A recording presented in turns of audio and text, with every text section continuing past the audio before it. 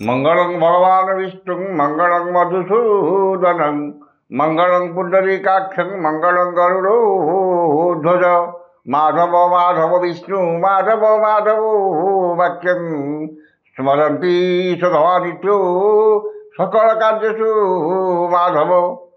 जगन्नाथ बलभद्र सुभद्रा लक्ष्मी नारायण आदि दिनर इष्ट देवता चंद्र देवता तांको इष्टदेवी जगज्जननी माँ भुवनेश्वरी इष्टदेवी माँ जगज्जननी खंडुआड़ी जो मैंने आज आष्ट्र संवादर दैनिक राशिफल कार्यक्रमटी शुणुंट देखुंट से आज दिनटी सुख समृद्धि मानसिक पारिवारिक शांति आत्मसंतोष उत्तम स्वास्थ्य और संपदर दिन हो यही जगन्नाथ पाखे कामना करी आरंभ करुचु आज आमर दैनिक राशिफल कार्यक्रम। जय जगन्नाथ।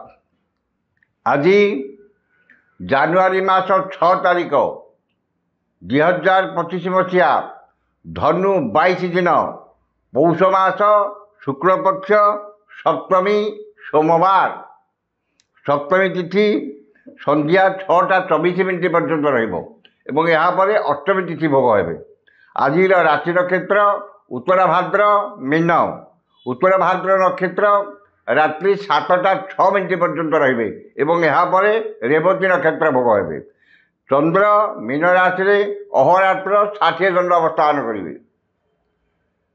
सप्तमी तिथि जो ताल खाइबा मना खाइले देहरे रोग ये थिला आज पंजिका। वर्तमान आम जाणीनवा केमिति कटिब 12टी राशि व्यक्ति मानकर आज दिन। प्रथम राशि मेष राशि। मेष राशि द्वादश चंद्र सोमवार और शनि नक्षत्र भोग होबार अदथा खर्च बद खर्च परिवार खर्च भार वृद्धि पाइब एवं खर्च भार अतिष्ठ हो ऋण करने को पड़े। निश्चितता को परित्याग करी अनिश्चितता पथरे पश्चात धावन करेंगे एवं समस्त कर्म भूल निष्पत्ति नेबे। अदथा खर्च वृथा भ्रमण लगी एवं मन अस्थिर विषादग्रस्त चापग्रस्त वाणिज्य व्यवसाय और परिवहन में आय ठारू व्यय 2 गुण अधिक हो। कर्म विफलता और समस्त कर्म कंटक सदृश मन हो। जो मानकर दीजा मेष से सतर्कता अवलंबन करेंगे। शुभ रंग गेरुआ संख्या 6 आराधना प्रभु हनुमान। वृष राशि एकादश चंद्र सोमवार और शनि नक्षत्र भोग हो आकस्मिक धन लाभ कौन विशेष सूत्र धन प्राप्ति एवं अन्य को देथिबा धन बकेया धन हृत धन फेरी पाइबे। वाणिज्य व्यवसाय और परिवहन में आय अति उत्तम एवं नूतन व्यवसाय सुजोग जुटिब किंबा व्यवसाय शाखा बढ़ाई उद्यम करेंगे। समस्त आशा आकांक्षा अभिलाष पूर्ण एवं समस्त ईप्सित पदार्थ हाथ पांतर उपलब्ध हो। नूतन भूमि पूजा गृह निर्माण गृहारंभ कर्मारंभ विद्यारंभ आदि शुभ कर्म आयोजन करेंगे किंबा मूल्यवान धातु बसन भूषण भूमि और जानवाहन क्रय करेंगे। वाणिज्य व्यवसाय परिवहन में आय अति उत्तम हो। कर्म आशा ठारू अधिक सफलता और कर्मस्थान समस्त सुविधा सुजोग हासिल करेंगे। जो मानकर कृतिका और मृगशिरा वृष से उपकृत हे। शुभ रंग धड़ा संख्या 2 आराधना प्रभु श्रीराम। मिथुन राशि दशम चंद्र घाट बार जो घाट बार प्रभाव विशेष रहा। कर्म प्रति एकाग्रता आंतरिकता अधिक एवं समस्त कर्म उन्नति देखा। आज जेकोसी कर्म आरंभ करेंगे से 100% सफलता पाइबे। मनरे सत्चिंता सद्भावना प्रकाश पाइब एवं सत्कर्म अधिक आग्रह रहिब। चाली चलन व्यवहार कथबार्ता मार्जित हो एवं सर्वजन आदृत हो। वाणिज्य व्यवसाय और परिवहन में आय जहाँ मनरे आत्मसंतोष और आत्मतृप्ति रहिब। जो मानकर मृगशिरा और पुनर्वसु मिथुन से उपकृत हे। शुभ रंग सबुज संख्या 4 आराधना माँ छिन्नमस्ता। कर्कट राशि नवम चंद्र सोमवार जो ଗୁରୁଜନଙ୍କ କୃପା, କ୍ଷମତାଶାଳୀ ବ୍ୟକ୍ତିଙ୍କ ସହାୟତା ଏବଂ ରାଜନୈତିକ ବ୍ୟକ୍ତିଙ୍କର ଶୁଭ ଦୃଷ୍ଟିରେ ରହିବେ। ମନରେ ଉନ୍ନତ ଚିନ୍ତାଧାରା, ଉଚ୍ଚାଭିଳାଷ ପ୍ରକାଶ ପାଇବ ଏବଂ ଉନ୍ନତିମୂଳକ କର୍ମର ଅଧିକ ଧ୍ୟାନ ରହିବ। ଗୁରୁଜନଙ୍କ ପ୍ରତି ସମ୍ମାନ ଏବଂ ଲଘୁଜନଙ୍କ ପ୍ରତି ସ୍ନେହ, ଶ୍ରଦ୍ଧା, ଆନ୍ତରିକତା ଅଧିକ ରହିବ। ବାଣିଜ୍ୟ, ବ୍ୟବସାୟ ଓ ପରିବହନରେ ଆୟ ଅତି ଉତ୍ତମ ହେବ। କର୍ମରେ ସଫଳତା ଓ ପଦସ୍ଥ ଅଧିକାରୀଙ୍କର ଶୁଭ ଦୃଷ୍ଟିରେ ରହିବେ। ଯେଉଁମାନଙ୍କର ପୁନର୍ବସୁ ଓ ଅଶ୍ଳେଷା କର୍କଟ, ସେମାନେ ଉପକୃତ ହେବେ। ଶୁଭ ରଙ୍ଗ ଧଳା, ସଂଖ୍ୟା 5, ଆରାଧନା ମା ଭୁବନେଶ୍ୱରୀ। ସିଂହ ରାଶି, ଅଷ୍ଟମ ଚନ୍ଦ୍ର ଓ ଶନିଙ୍କର କ୍ଷେତ୍ର ଭୋଗ ହେଉଥିବାରୁ ବାଦ ବିବାଦ, ସ୍ୱାସ୍ଥ୍ୟ, ଆର୍ଥିକ କାରବାର ଏବଂ ଯାନବାହନ ଆରୋହଣ କାଳରେ ସତର୍କତା ଅବଲମ୍ବନ କରିବେ। ମନରେ ଅସ୍ଥିରତା, ପରିବାରରେ ମନମାଳିନ୍ୟ, ଚାଲିଚଳନରେ ଅନିୟମିତତା ଏବଂ ଶାରୀରିକ ପୀଡ଼ା ଭୋଗିବେ। ମନ ଅସ୍ଥିର, ବିଷାଦଗ୍ରସ୍ତ, ଚାପଗ୍ରସ୍ତ ରହିବ ଏବଂ ସମସ୍ତ କର୍ମ ବିବାଦୀୟ ହେବ। ବାଣିଜ୍ୟ, ବ୍ୟବସାୟ ଓ ପରିବହନରେ ଆୟ ଠାରୁ ବ୍ୟୟ 2 ଗୁଣ ଅଧିକ ହେବ ଏବଂ ଆର୍ଥିକ ସ୍ଥିତି ବିଗିଡ଼ିଯିବ। କର୍ମରେ ବିଫଳତା, କର୍ମ ପ୍ରତି ଅନାଗ୍ରହ ଏବଂ ସମସ୍ତ କର୍ମ କଣ୍ଟକ ସଦୃଶ ମନ ହେବ। ଯେଉଁମାନଙ୍କର ପୂର୍ବା ଫାଲ୍ଗୁନୀ ସିଂହ, ସେମାନେ ସତର୍କତା ଅବଲମ୍ବନ କରିବେ। ଶୁଭ ରଙ୍ଗ ଗୋଲାପୀ, ସଂଖ୍ୟା 3, ଆରାଧନା ପ୍ରଭୁ ଶ୍ରୀ ଜଗନ୍ନାଥ। କନ୍ୟା ରାଶି, ସପ୍ତମ ଚନ୍ଦ୍ର, ସପ୍ତମୀ ତିଥି, ସୋମବାର ଏବଂ ଶନିଙ୍କର କ୍ଷେତ୍ର ଭୋଗ ହେଉଥିବାରୁ ମୂଲ୍ୟବାନ ଧାତୁ, ବସନ, ଭୂଷଣ, ସୌଖିନୀ ଘରୋଇ ଉପକରଣ କ୍ରୟ କରିବେ। ଆଜି ଯେକୌଣସି ଶୁଭକର୍ମ କରିବେ ସେଥିରେ ଅସମ୍ଭବ ଫଳ ପାଇବେ। ନୂତନ ଭୂମି ପୂଜା, ଗୃହ ପ୍ରତିଷ୍ଠା, ଗୃହାରମ୍ଭ, ବ୍ୟବସାୟ ଆରମ୍ଭ, କର୍ମାରମ୍ଭ ଆଦି ଶୁଭକର୍ମ ଆଜି ଆପଣଙ୍କ ପାଇଁ ବହୁତ ଶୁଭଦାୟକ ହେବ। ମନରେ ପ୍ରସନ୍ନତା, ପରିବାରରେ ସୁଖ ଶାନ୍ତି, ଦାମ୍ପତ୍ୟ ଜୀବନରେ ମଧୁରତା ଏବଂ ଚାଲି ଚଳନ, ବ୍ୟବହାର, କଥାବାର୍ତ୍ତା ମାର୍ଜିତ ଓ ସର୍ବଜନା ଆଦୃତ ହେବ।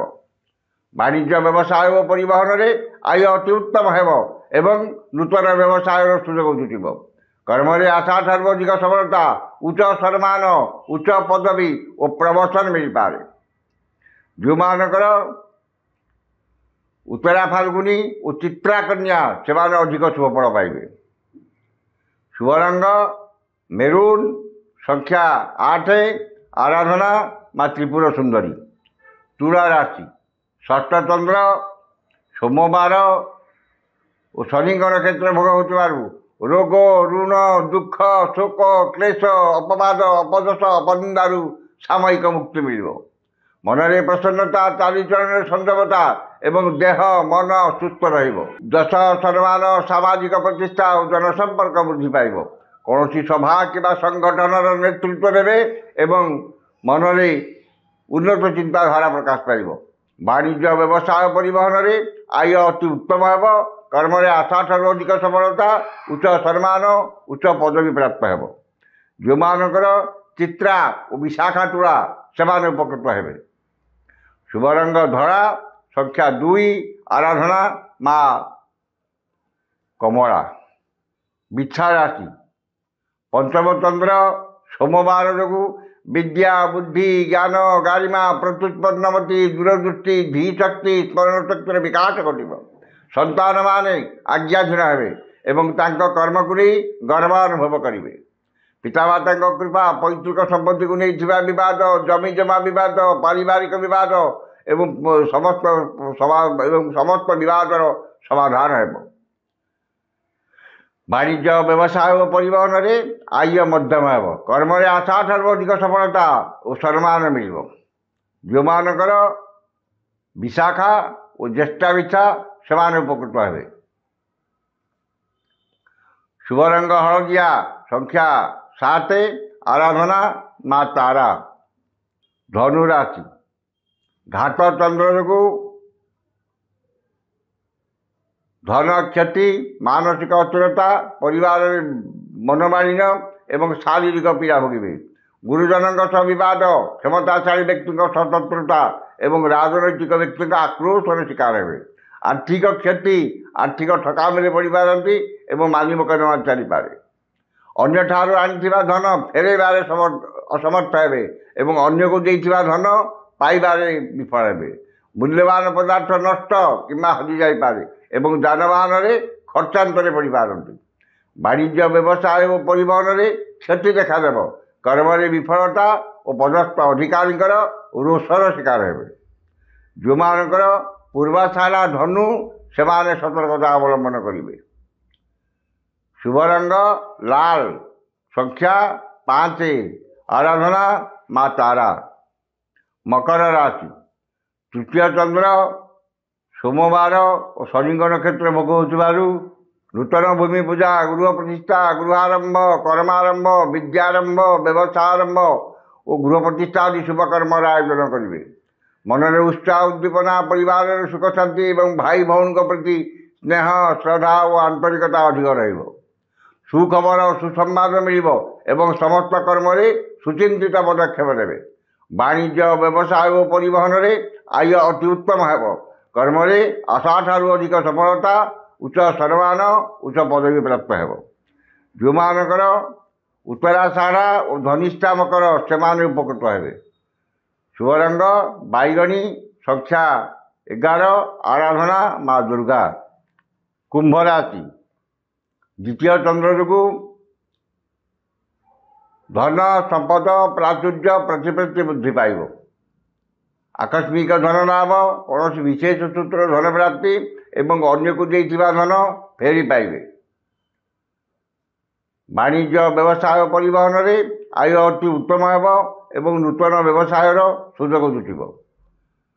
କର୍ମରେ ସଫଳତା ମିଳିଲେ ମଧ୍ୟ ଦ୍ୱିତୀୟ ଚନ୍ଦ୍ର ଓ ଶନିଙ୍କ ନକ୍ଷତ୍ର ଭୋଗ ହେଉଥିବାରୁ କିଛି ସମସ୍ୟା ଦେଖାଦେବ। ଯେଉଁମାନଙ୍କର ଧନିଷ୍ଠା ଓ ପୂର୍ବ ଭାଦ୍ର କୁମ୍ଭ ସେମାନେ ଉପକୃତ ହେବେ। ଶୁଭ ରଙ୍ଗ କଳା, ସଂଖ୍ୟା 6, ଆରାଧନା ମା କାଳୀ। ଶେଷ ରାଶି ମୀନ ରାଶି। ମୀନ ରାଶି, ଶ୍ରୀଚନ୍ଦ୍ର ସୋମବାର ଯୋଗୁଁ ଧନ, ମାନ, ସମ୍ମାନ, ସୌଜନ୍ୟରେ ସୁସମ୍ପର୍କ, ପରିବାରରେ ସୁଖ ଶାନ୍ତି, ଲକ୍ଷ୍ମୀଙ୍କର କୃପା ଏବଂ ସୁଖାଦ୍ୟ ସୁବସନ ପ୍ରାପ୍ତି ହେବ। ପରିବାରରେ ସୁଖ ଶାନ୍ତିର ବାତାବରଣ ରହିବ ଏବଂ ପରିବାର ପ୍ରତି ଅଧିକ ଯତ୍ନବାନ ହେବେ।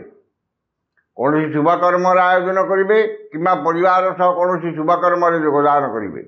ବାଣିଜ୍ୟ ବ୍ୟବସାୟ ଓ ପରିବହନରେ ଆୟ ଅତି ଉତ୍ତମ ହେବ।